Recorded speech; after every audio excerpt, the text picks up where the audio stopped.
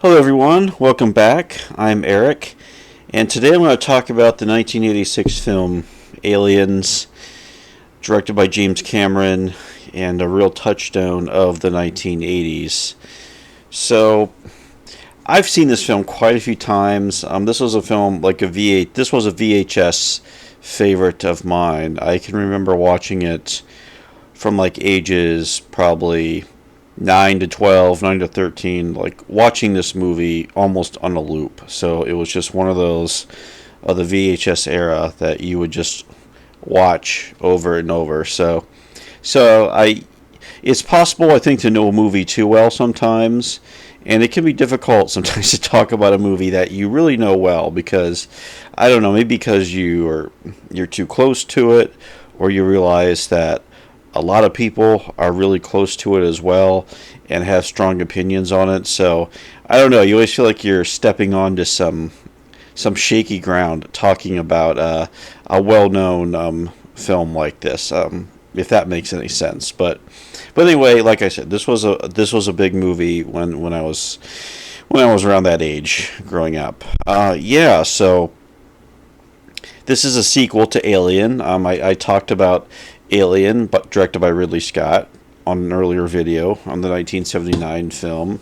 It took 7 years to get the sequel made, which is a long time, unusually long time. James Cameron was brought in, who wrote and directed this film. Of course, he had made The Terminator, which came out in 1984, which was a big movie, and he came in to the Alien franchise with his own distinct vision. And I really think that's what makes Aliens such a classic film, where it's really Cameron getting a chance to really flex his style quite a bit in this film. You know, Cameron brought a lot of world building to it, where this Aliens would really expand upon the mythology of the first film. We learn a lot about, quote unquote, the company. We learn about, a little bit what's happening in the wider world of this cinematic universe, which we only get hints of with Alien. So there's a lot of world building in this sequel, and he also, Ridley Scott did this as well. I think the influence goes back to Star Wars, where it's a really lived-in movie where it's futuristic, but it's a grounded futurism that Cameron brings to it. He loves his hardware, so all the futuristic stuff in this movie, a lot of it was constructed from real things, whether it was the armored vehicles or those huge rifles that they're carrying around. Everything feels real and tangible in this vision of the future, and that's another distinct thing that Cameron really brought to it. Yeah, so it's just a really epic in that way. I'll talk a little bit more about Cameron, but those are some of the highlights that he brought to the film. And I think also with the casting of the film, it was very important that Sigourney Weaver came back and reprised the role as Ripley. And in some ways, looking back on it, maybe it is a surprise, because it's not like they had to bring back the Ripley character. I mean, it would have been easy to just set the sequel many years after the first film and introduce a whole new set of characters without Ripley. But the fact that she was brought in, I think, was just crucial to the success of this film. And Sigourney Weaver's performance is no doubt one of the best of the 80s as far as action movies go, and really was, in some ways, a real game changer, I think, being a female lead in more of an action movie. This is really a time at the height of Stallone and Chuck Norris and Arnold Schwarzenegger's coming up. I mean, this is all the muscle-bound heroes of the 80s are really at their peak, and Sigourney Weaver really brought something new to movies. And the fact that Aliens was a big critical success, but also a huge hit, a very popular film with fans and critics alike. And I think a lot of the credit, Cameron, of course, but Sigourney Weaver's performance in the film, which deserves a lot of credit as well. There's also a really good supporting cast, everything from Michael Biehn, who had been in Terminator, to Bill Paxton, Jeanette Goldstein, Lance Hendrickson as Bishop. There's just so many in this cast. It is quite a large cast, this film. So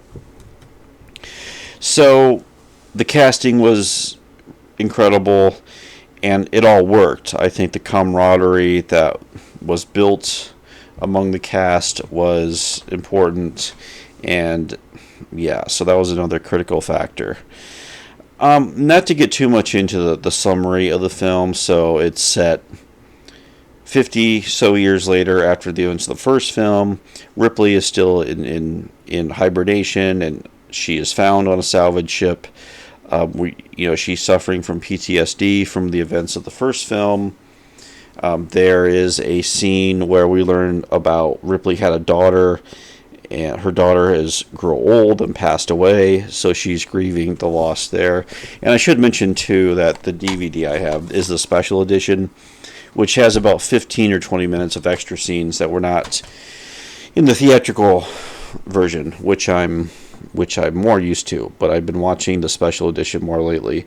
So we get more backstory with Ripley's character, and we learn that there's now colonies on the planet that she visited in the first film, and that there's been some kind of accident at this planet, and she LV-426, and she is called upon to be, I guess, an advisor to a group of colonial marines who are going to go figure out the situation with the colonists who have undergone some kind of disaster.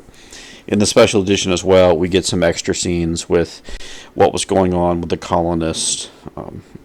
And of course, they discover the xenomorph, and of course, all hell breaks loose once that happens. And the Marines, they arrive at the planet and find out that the threat is far more dangerous than they expected.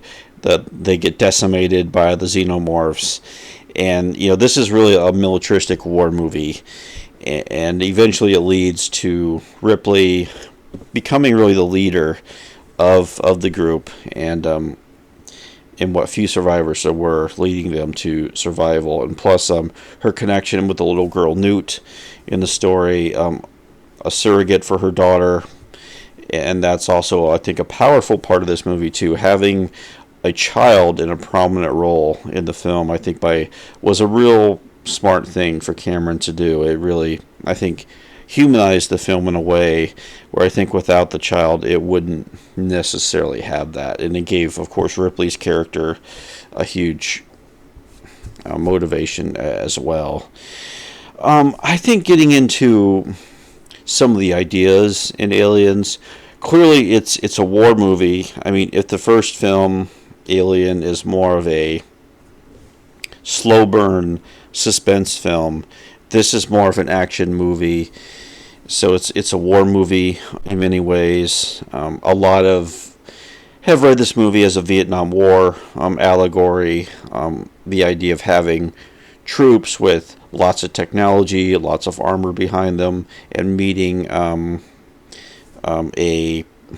this case, beings from another planet who they simply are unable to defeating. They have to beat a retreat to get out of there. So I think that's fairly plausible. And I think it's worth pointing out too that Cameron was writing Aliens at the same time he was writing the sequel to Rambo Part 2, which is almost like the mirror side of Aliens, because Rambo 2 is a very militaristic film. It's all about refighting the Vietnam War and kind of trying to put almost this victorious side to the war, which America was clearly defeated in that war, but the idea of going back to refight the war.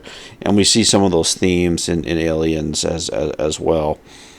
And I also, motherhood is a huge theme in the film, as I've talked about. I mean, the final showdown in the film between the Queen alien and Ripley, who are not fighting for territory necessarily. They're fighting for existence. Okay, so the queen is protecting her children, her eggs, and Ripley needs to save Newt. So there's a very interesting showdown that we didn't see a lot of during the 1980s. But yeah, what makes Aliens such a touchstone of the 80s? As I've talked about,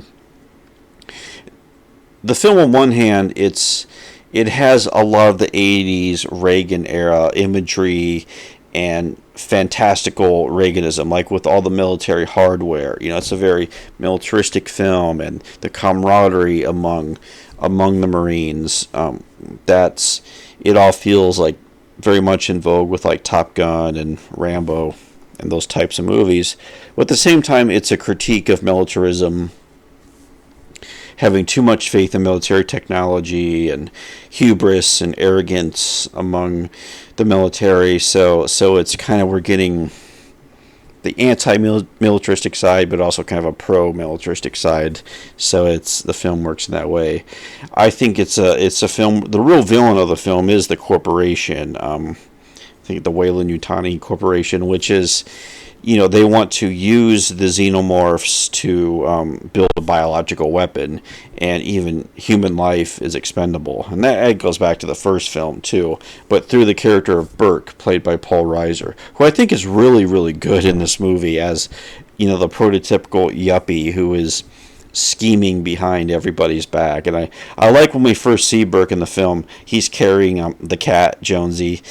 It almost it's like disarming to see a man carrying a cat, like looks non-threatening. So I like that. So I think he's one of the best 80s villains Paul Reiser is able to play in the film, but just kind of personifying, corporate greed and dishonesty and, not caring about human life, so I think that's a great theme in the film about corporations getting out of control, which become a big theme throughout the franchise. But yeah, the militarism, I've talked about that, how it's the film's kind of schizophrenic, I think, on militarism. And yeah, I think having a strong female protagonist in the film, Sigourney Weaver, she was Oscar nominated which was very rare for a science fiction film to get an acting nomination, was quite an accomplishment, and she's really the heart and soul of this movie, what her character is able to do. The supporting cast is fantastic as well.